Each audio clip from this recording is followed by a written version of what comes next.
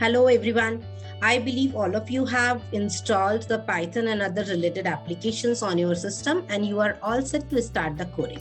Okay, so before starting the coding, we will go in a little bit of theory of computer science. We will understand what we have installed, what does it do, what is the meaning of it, and actually when we write a Python code, what it is going to do with my code. Okay, it is very important that when you are writing a code, it is not a black box for you guys. You should understand what is going behind the scenes, what is happening with the code, how you are able to see the output. Okay, so let me start. Okay, so tell me, what do you understand by a computer program, or what is your understanding of computer programming? Computer programming is basically giving the commands to the computer processor or to the interpreter or compiler to perform some particular step with a purpose. What is the meaning of with a purpose? Because when you are writing a program, you have a purpose in mind, okay? What you want to achieve. So what you want to achieve, accordingly, you are giving the instructions to the computer, which it will execute accordingly and give the output. Okay, so this is a very layman's definition of computer programming. But how does it happen? When we are writing a Python code, or say, for example, a Java code, or any other code in any other language we are writing, typically we write in English language, right? So whatever we are writing, it is in the form of English language. So do you think computer understands English language? No, computer doesn't understand English language. Computer only understands binary. Binary means it only understands zeros and one.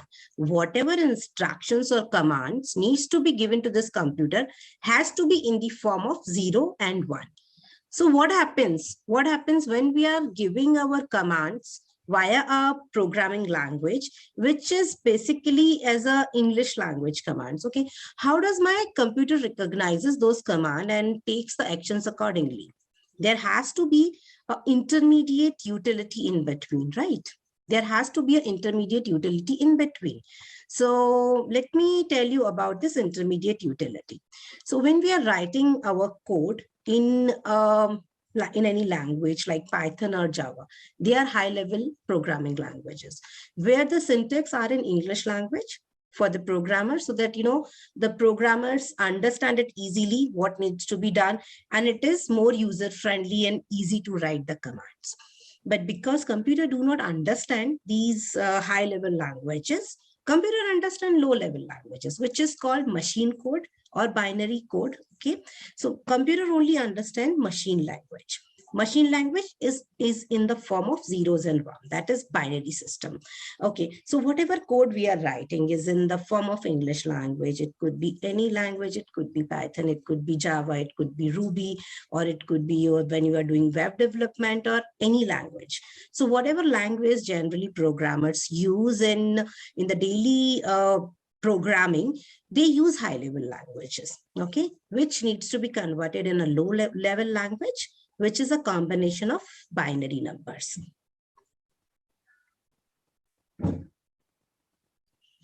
So when we say that the computer do not understand English language, it understands only binary, there has to be an intermediate utility. In this case, there are two types of intermediate utility: compilers and interpreters. What is a compiler?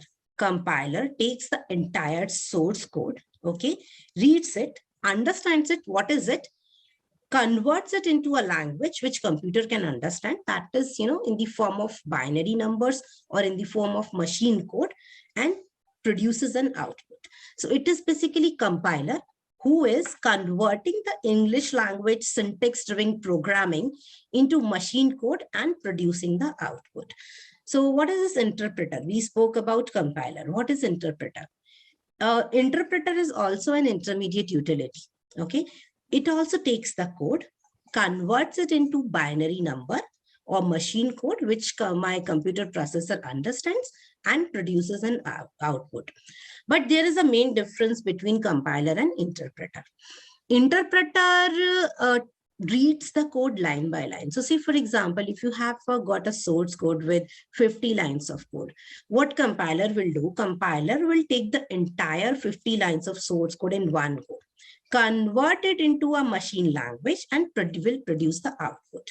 While what interpreter will do, Interpreter will read the source code line by line. Okay, line number 1, it reads, it will convert it into the machine code, and then it will produce the output.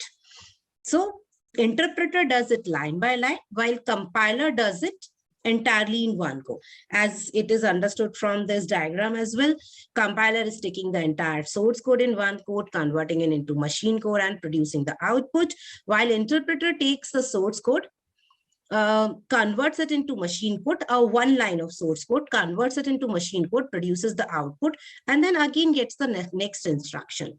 So what happens, compiler and interpreter, what is the difference between these two and which one Python use?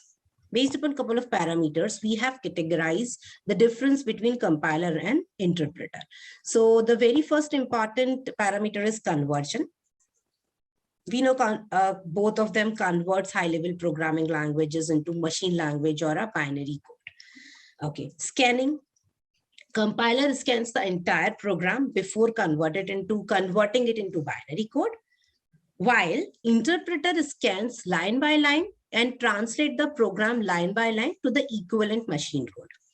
So what happens when a compiler is converting the entire code in one go, while interpreter is doing it one by one? What happens about the error detection? At which level compiler will be able to show you any error, and at which level interpreter will be able to show you any error? Okay, so when it is everything in one go for compiler, of course, the error generation report will also come towards the end. At the end, you will be able to understand, okay, there is a problem in your code that you need to fix. While the interpreter, because it is reading it one by one and producing the output also line by line, at any line, if it founds an error, it will stop and produce you the error. So you will be able to understand, okay, you have got the error and you need to correct it as soon as possible. Okay, so code generation, there is an intermediate code generation in case of compiler, while in case of interpreter, there is no intermediate code generation, because for every line, it is producing the output. So when you talk about execution time, of course, because compiler is doing everything in one go, it will take less time compared to interpreter, who is doing it line by line. Some examples of compiler. Basically, the examples of languages which use compiler are C, C#, Java, and C++. While on the other hand, some examples of languages which use interpreter are Python, Perl, Visual Basic, PostScript, etc. Okay, so for Python recently, because there was a issue or problem find out related to performance, etc. And Python is now widely used for data analysis. Okay, so there was a problem arising that was because of its slowness. The code is becoming slow because it is interpreter, not the compiler. So also the Python is actually on the way to improve, and currently they are working on so that the Python is in middle somewhere between interpreter or compiler, but originally Python is interpreter based. So we understood about compiler and interpreter. So what we installed last time when we completed the system installation, what was the first thing? We installed Python. What was it? It was actually Python interpreter that we installed. Okay. Without it, we will not be able to write, or we can write, but we will not be able to compile any Python code. We will not be able to see any output because there is no interpreter present. So first thing that we did was to install Python on our system. And that Python installation was precisely the Python interpreter. Okay, so we discussed that we installed Python interpreter, first thing. And the second thing that we installed was the Jupyter.